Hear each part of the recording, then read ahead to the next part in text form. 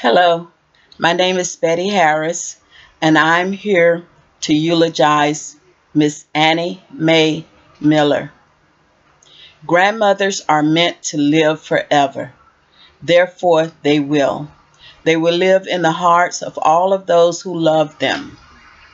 My grandmother, Miss Annie Mae, taught me three things: faith, giving, and tolerance.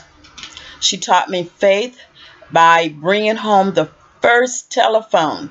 It was plastic, but because she worked in a big house, we lived on a plantation, and she had to answer the phone at the big house. She brought home two pink telephones to teach us how to speak on the telephone.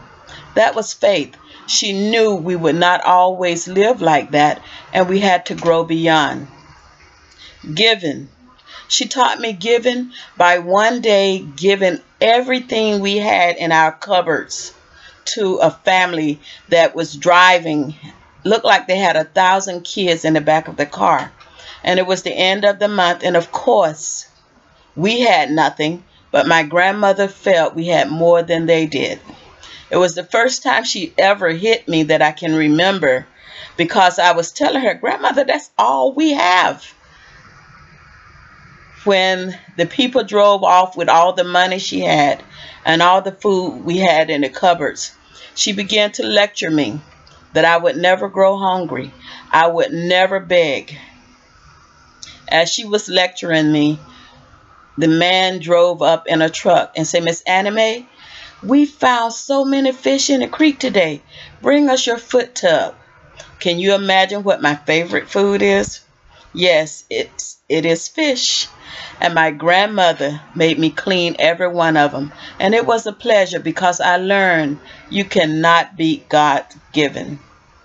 She also taught me tolerance. Tolerance for everyone.